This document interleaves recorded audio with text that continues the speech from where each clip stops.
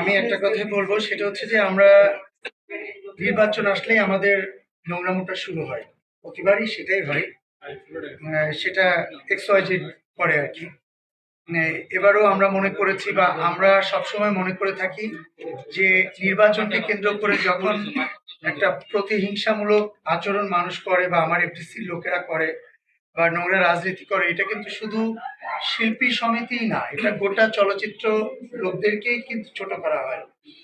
So এটা বাংলাদেশে যখনই নির্বাচন হয়, বাংলাদেশের যারা চলচ্চিত্র পছন্দ করে সে মানুষগুলোর ভিতরে তখন একটা উদ্দীপনা কাজ করে। যখন ওরা রাজনীতি হয় তখন তারা কি করে, এই জিনিসটাকে নিয়ে খুব মানে বাজে মন্তব্য শুরু করে পেপার পত্রিকাতে, নিউজে, ফেসবুকে। সেটা আমরা চাই না, একদমই চাই না। আমরা চাই মিলেমিশে সুন্দর একটা নির্বাচন হবে এবং সেই নির্বাচনটা পুরা চলচ্চিত্রবাসী সহ যারা চলচ্চিত্র পছন্দ করে সবার ভিতরে একটা পজিটিভ রিভিউ আসবে। কিন্তু আসলে সেটা হয় না, চেষ্টা করলেও হয় না।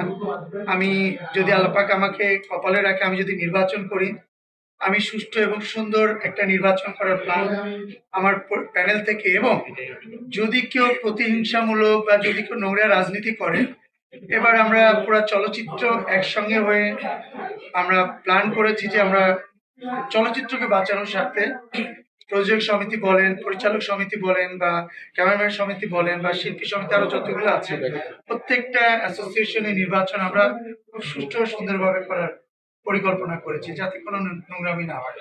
আমি একটা কথাই সবসময় বলি, ব্যক্তি স্বার্থের জন্য কখনো একটা অ্যাসোসিয়েশন দায়ভার নিতে পারে না। আমি ব্যক্তি জয় চৌধুরী, আমি একটা অপরাধ করলে আমার দায়ভার শিল্পী সমিতি নেওয়া নিতে পারে না। সো আমি যেটা হয়েছে বা যেটা হচ্ছে, এটা নিয়ে আমি কোনো কথা বলতে চাই না, যেহেতু অনেকেই এটা নিয়ে কথা বলছে এবং এটার সঙ্গে এখন অফিসিয়ালি অনেকেই সম্পৃক্ত হয়েছে, যার জন্য ওই বিষয়ে আমি কথা বলতে চাই না।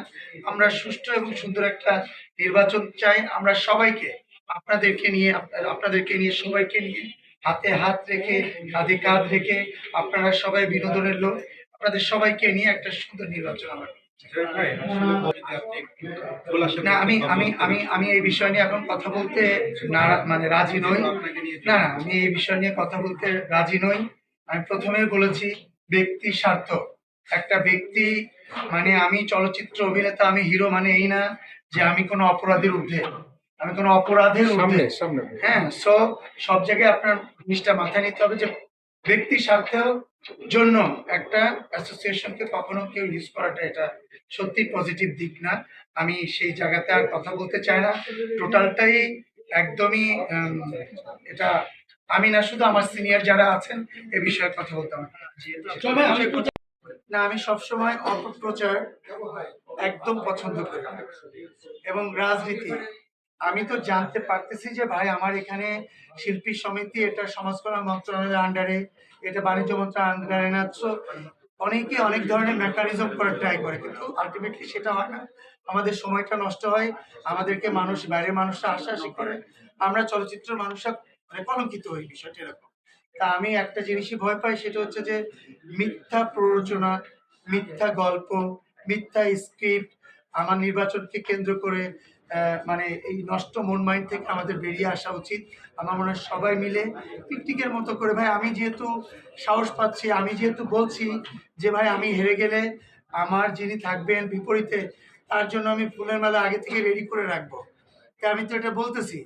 বাট অন্যদের ভিতরে কেন এই সাহসটা নাই?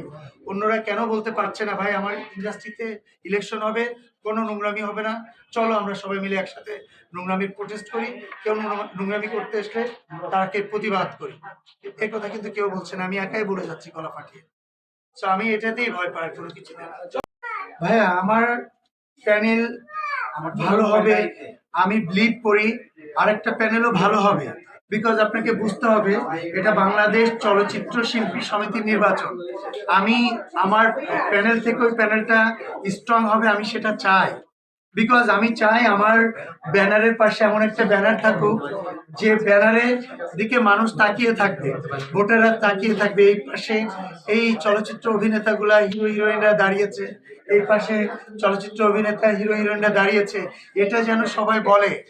কেউ যেন না বলে যে একটা প্যানেলে হিরোরা দাঁড়িয়েছে, একটা প্যানেলে লিজেন্ড দাঁড়িয়েছে, বা আরেকটা প্যানেলে এরকম পুরনো কেউ নাই, এটা হলে তখন আর নির্বাচনটা জমবে না, আর সেটা আমাদের কাছেও ভালো লাগবে না।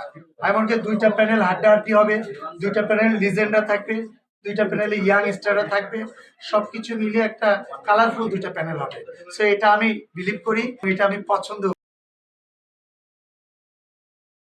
কি ভিন্নতা পাচ্ছেন আর কতটুকু চ্যালেঞ্জ মনে করছেন?